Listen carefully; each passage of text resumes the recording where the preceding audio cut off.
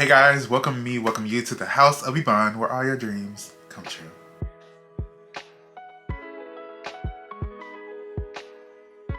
Hey guys, we are back for another video. Happy New Year, of course. Welcome back to the channel. I'm Eric, if you don't know.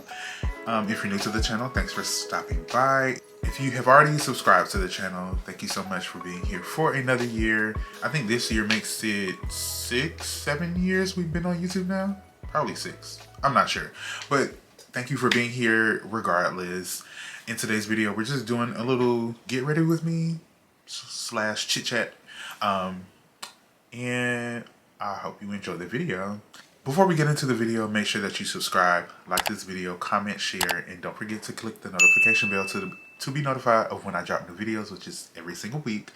And also follow me on Instagram and TikTok at House of Yvonne, the same exact handle as here on YouTube. Okay, now let's get into the video. So I don't know if y'all saw it or not. You probably have if you've been on TikTok, but that girl who did a whole get ready with me, I think she's from the UK, somewhere over there, because she had a British accent. But she did a whole get ready with me, discussing how her and 2 of her friends went out, I guess partying, clubbing, and then they went to McDonald's, got their food, and sat on some steps. I'll try to put her name here, her handle. She's since deleted the video because people were coming for her, as they should have. But she's, you know, doing the get ready with me, doing her makeup. And when she's applying her blush and bronzer, or her nose contour, she starts providing more details about her night out with her 2 friends. And she says that this guy came up to her, asking her, you know, hitting on her, asking her for, who's continuing? Asking her for her, you know, phone number, social media, all that good stuff that, you know, dudes be asking for. And, you know, she said, oh, thank you, but no thank you. And he kept pressing her. I don't want to get off tangent, but I really need you guys, you cis hetero straight men, when a woman, and this probably doesn't only apply to straight men, but when we're talking about women, straight men, I need you to understand when a woman, or anybody for that matter, says no, keep it pushing. What I really want to understand, what is it in a person's psyche, their mind, their consciousness, that negates the word no and keeps trying to push past it? What is that? What happens in a person's brain? Nerve-wise, like the nerves in the brain. What happens when a person says no and you, as a person who doesn't understand the word no, you can't comprehend the word no? What is the wall that you're hitting? Because I don't get it. So she keeps saying no, and then one of her friends comes to her defense, as a friend should, and says, bro, leave her alone. She said no. The girl that's telling the story, she gets defended by her friend. And then all of a sudden, the dude from the girl that's telling the story, she says that her friend got beat up. He knocked her down the steps that they were sitting on, mind you. And then she says he runs down the steps, grabs her hair with one hand, and then proceeds to punch her with the other hand. Girl, do you understand how, baby, if that happened to any of my girlfriends, do you understand that I would go black? Like, I've never been, well, I have. I've fought my brother before, but with a stranger, I've never fought a stranger before. I've come close, but the interaction has never happened. But baby, when I tell you, if any woman in my family, any of my female friends, any of my women friends, it don't even gotta be a woman, but any woman that is in my life, and you try to attack them, and you proceed to attack them, bitch, it's tag team. We are WWE in this hoe. Fuck is you talking about? What are you talking about?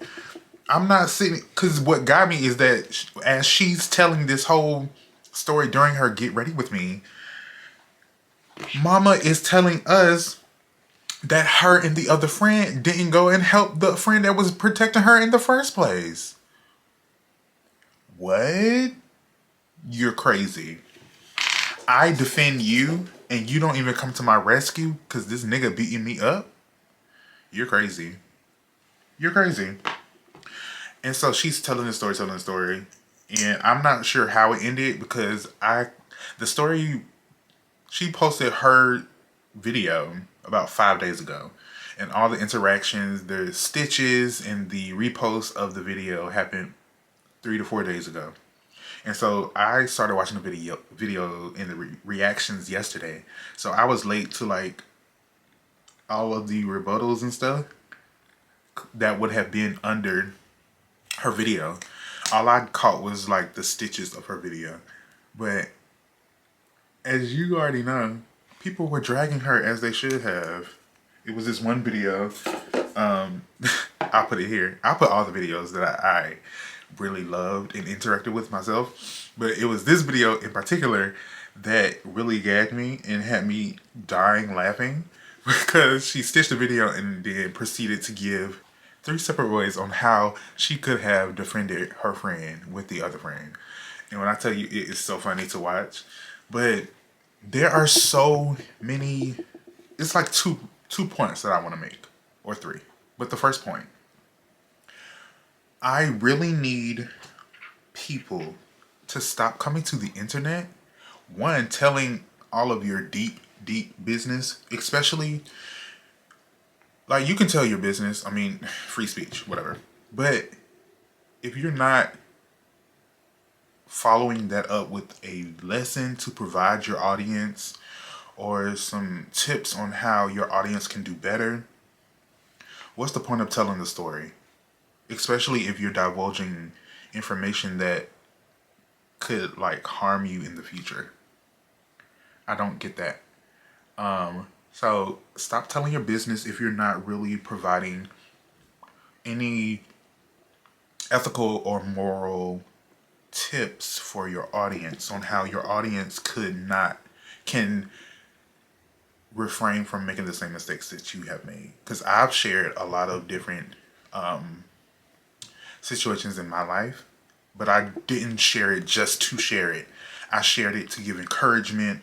I've shared it to, again, provide tips on how my audience cannot make the same mistakes. So I really don't understand how people get online and just be telling all these stories and don't see that, girl, before you hit these post button, and you, of course, you edit the video because it's cut up. So in the midst of you editing your video and before you post it, you don't see nothing wrong with the situation that you're talking about. You didn't reflect on what happened, if it is a true story. Because that leads to the second point that I have.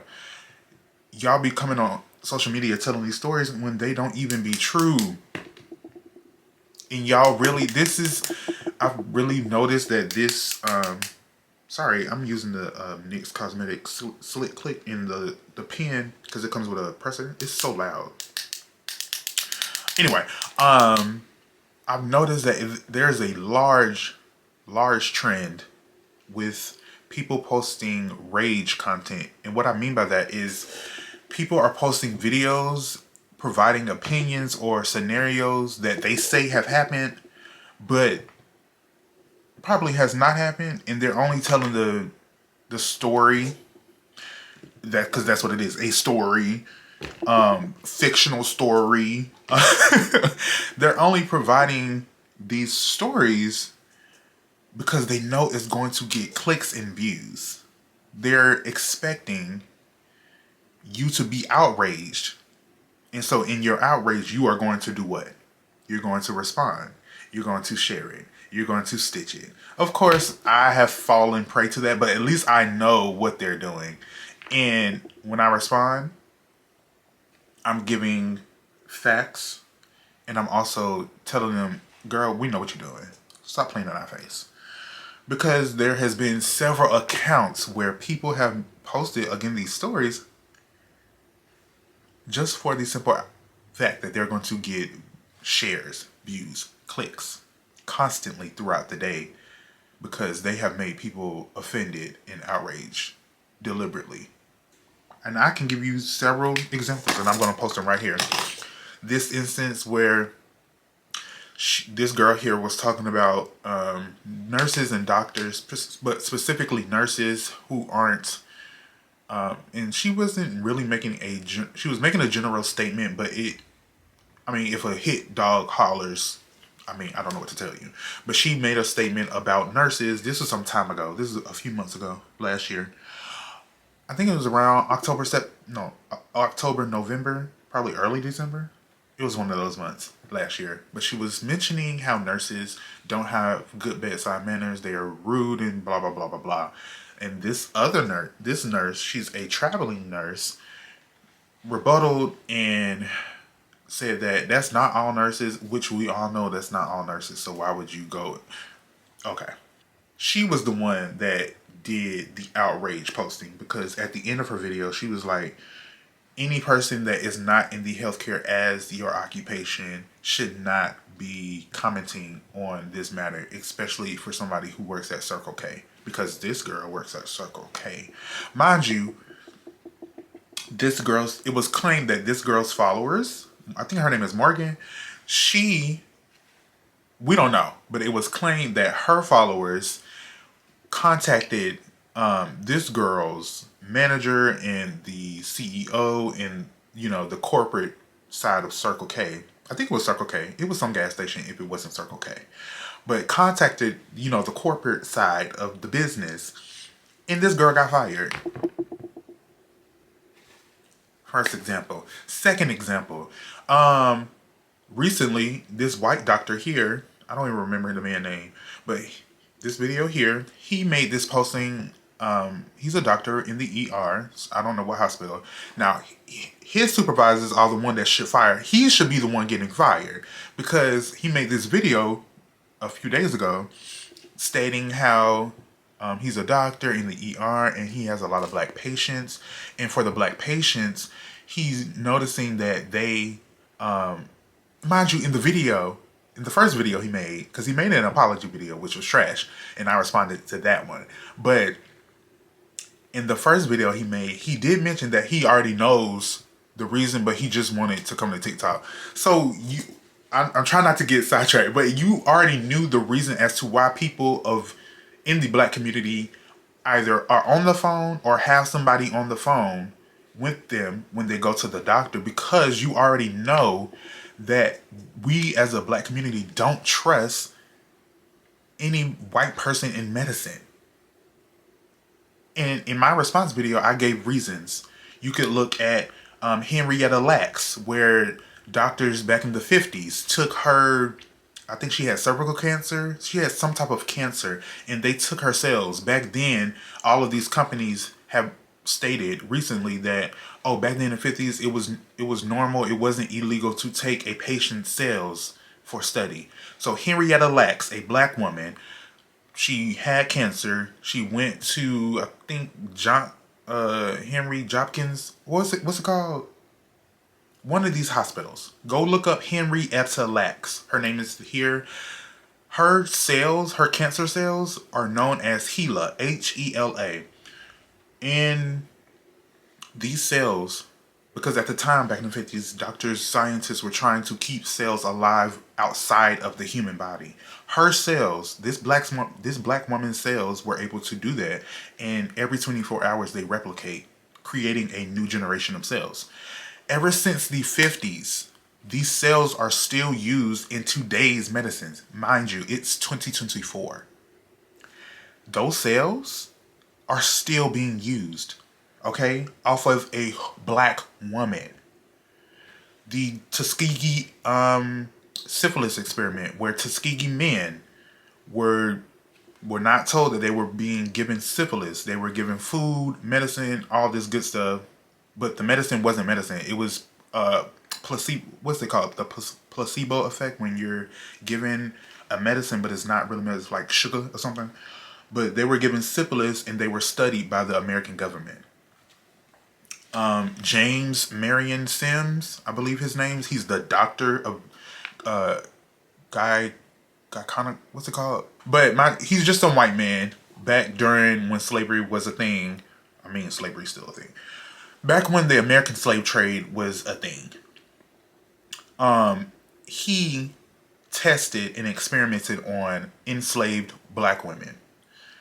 He would either drug them, force them, or both. And he would use his knowledge to work on their private parts. And I don't understand why my Wi-Fi not working. Gynecology, that's the word. Gynecology. So he's considered the doctor of gynecology. But he would test on enslaved women forcefully because, again, at that time we didn't have rights, so we couldn't give consent, even though, I mean, it's our body. But I digress. He would forcefully test his stitching and surgical methods on these black women, most of the time almost killing them because they would have excess bleeding. And it was this one teenage girl, I forgot her name, I'm sorry, but do your research. But it's this one teenage girl where she almost died, and he tested on her at least 13 times, and she almost died because of an abscess or something on her private area. But it's just, all of these things through history have happened to our black community, and you wonder why we don't trust you in a medical or healthcare arena. But you already know that, and so why would you come to the internet to do this? Of course, you want the click. You're doing this for clickbait. You want the views and the clicks. So outrage posting is a thing. And to circle back to the girl that talked about her friend getting beat up, baby, you the one that deserve to be dragged. If in fact this is a true story and you watch your friend get beat up, mind you, I saw somebody say that in rebuttal to her video that she said in response to all of the dragging that she was getting, that she only met this girl 2 days prior. And that's the problem with the world now. Y'all watch people get their ass beat, especially when you know them, and y'all just sit and watch. Pull out your phone and record. Y'all, like, the World Star Hip Hop, that was a time and place, early 2000s. It was a key. But now y'all have taken that, taking your phone out, recording situations to a whole nother level. Because yes, some situations do need to be recorded because it allows us to know the truth and prevents people from hiding their hand while throwing rocks, aka police departments and all that. But some situations demand that you step in and put the phone down. Put the phone down and help. I don't know. The outrage posting has got to end because it is out of control, and I don't know. I don't know what it's going to take for y'all to stop coming on the internet and posting these get ready with me's and these posts about you trying to ask questions about black people but you already know the answer because, again, you just want clicks and views. I really hope that y'all can get over that and get past that because, girl, it's the epidemic of y'all just wanting clicks and views because you have no talent. You're not interesting. You just throwing caution to the wind. Well, guys, that's the video. Thanks so much for watching. I'm on TikTok and Instagram as House of Yvonne as well, so make sure to follow me on those social channels. I will be posting another video probably later this weekend, but we're gonna get back to our posting schedule. Thanks so much for tuning in. Again, subscribe, and I will see you guys later in the next video.